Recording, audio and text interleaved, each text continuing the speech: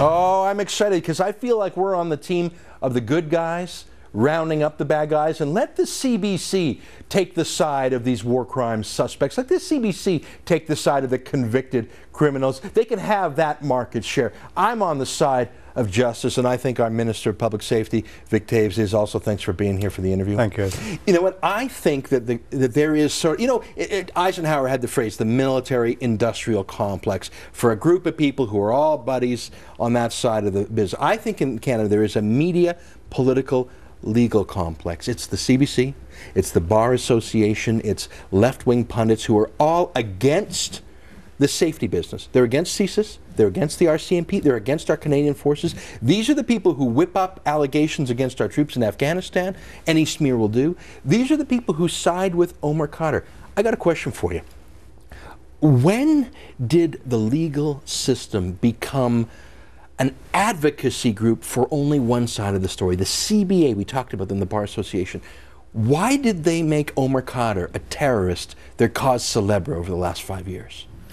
Well, I can't answer that. All I can say is that I've taken issue with the CBA for years. They have not supported any of the initiatives that our government has brought forward. In fact, it's almost a general rule that if the CBA opposes something, it's probably good for public safety generally in Canada. To impose the exact opposite of what the CBA is saying, and so I don't know. I think what the CBA should be focusing on is how do we make our justice system more responsive to the concerns out there? How do we make it more efficient without undermining the principles of justice? How do we ensure that the ordinary person has respect for the legal system and the judiciary? I mean, I have a great respect for our common law heritage, the British justice system. I mean, when I saw the British judges following the riots say, look, if we have to deal with this by sitting 24 hours a day, 7 days a week, we will deal with it. That was so encouraging, and that was so opposite of the CBA. I even read about some judges in Britain complaining that they were capped in what their sentences could be. I mean, these judges were saying, hey, people, I wish I could give a bigger sentence. Minister, contrast that to what's going on in Vancouver. I think it's becoming more and more apparent that something's broken in Vancouver. It's been 2 months since the riots there, and there hasn't been any, from what I know, any prosecutions of rioters. What's the problem? Well, I guess part of the issue that's been identified to me by police officers is the process that they use in British Columbia. And I'm really not in a position to comment on that very much, but in British Columbia, all charges need to be approved by the Crown. In every other provincial... So that's the provincial Crown? Like so that's the provincial Justice... So that's right. Christy Clark's department. That's the provincial... The provincial Attorney General. In all other jurisdictions in Canada, the police lay the charge. They can consult with the Crown, right, and the Crown can give them advice, right, but it's the responsibility of the police to lay the charge. When the charge gets to court, then the Crown can decide should we proceed with it or not. Right. But the philosophy of Crown screening is unique, as I understand it, to British Columbia, and some indicate that this may be causing the delay because of a bottleneck. I'm not sure, and that's something that you might want to explore. Not to have a... I didn't know this about BC's system. It is an anomaly, as you point out, but it's baffling to me that 2 months later, I mean, what a wealth of evidence. I mean, we have people confessing, not just on their Facebook pages, but there have even been press conferences with some of the rioters said, I did it. You'd think we would have had one prosecution. I want to talk about one more thing. I want to get back to the Bar Association for a moment. I'm a lawyer as well, and I love the law, but I think that the CBA is an advocacy organization. Here's my point. Omar Khadr, Canadian-born convicted terrorist. In fact, I think we've got some images of him in Afghanistan assembling landmines. We're going to. There's Omar Khadr. There's him as a 14-year-old boy, but he was actually older when he committed his murders in Afghanistan. The bar, so here's him now. There's him those are IEDs, Minister. Those are improvised explosives. That is Omar Khadr and his friends assembling the mines. That's him. That's him on the left. This was footage seized in the raid. This was these are Al-Qaeda home videos. Anyways, the Bar Association turned this man into a hero. Now, they were silent on Omar Khadr from 2002 to 2006 when the Liberal government was in power, Minister. But as soon as Stephen Harper and the Conservatives took office, all of a sudden, Omar Khadr was the #1 case for the CBA. They put out over 200 press releases. And in the end, he turns out just to be what we always said he was, a terrorist and a murderer. What is broken when the entire legal lobby takes the side of a terrorist? Is it what Dick Fadden, the head of CISA, said, that they want to turn these people into folk heroes against our country?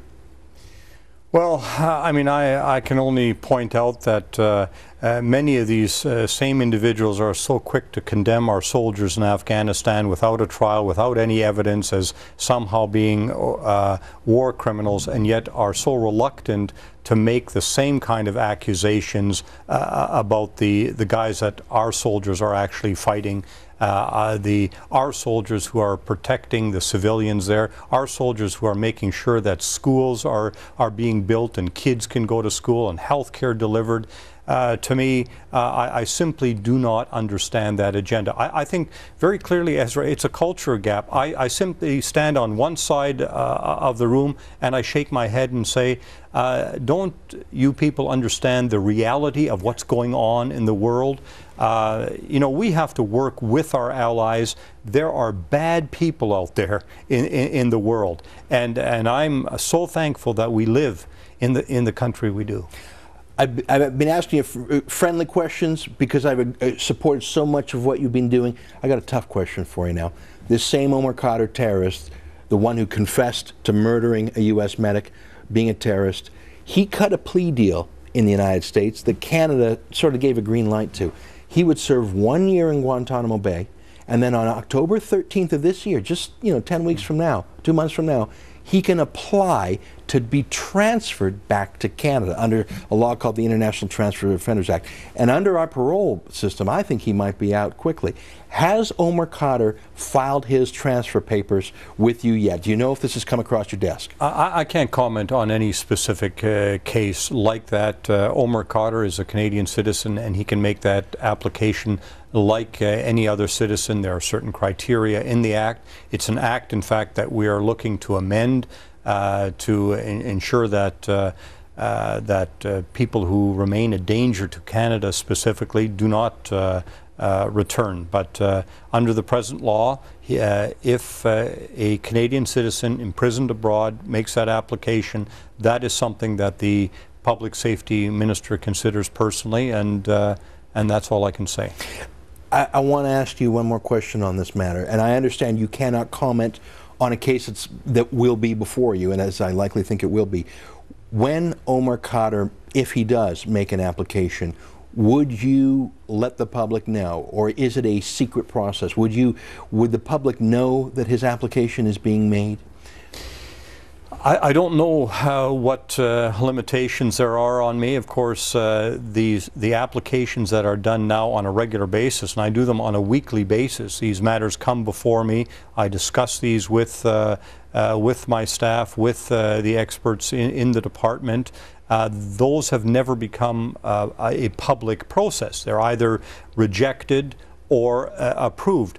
If they're rejected, from time to time they go to the federal court. The federal court sometimes upholds the decision that I've made. Sometimes they've asked me to reconsider those decisions and some of the decisions of my predecessors. That's all I can say at this point. You make a good point. Is there anything prohibiting the minister from disclosing the fact an application has been made? I can't say at this point. Right now, I'd rather not say anything. Fair enough. You know, I think that's going to be a big case, Minister, when that convicted terrorist wants to come back to town. And I know the CBA, they'll throw him a ticker tape parade. The CBC, they'll give him a pundit's gig. I wouldn't be surprised if there's some left-wing colleges that give him an honorary doctorate. I hope that on that same cultural legal divide, let the CBC and the Bar Association stand with the terrorists. I hope we stay firm and keep that bastard out. Well, I will certainly consider your comments, Ezra. Thanks, my friend. We're talking with Vic Toews, the Minister of Public Safety, keeping us safe. Folks,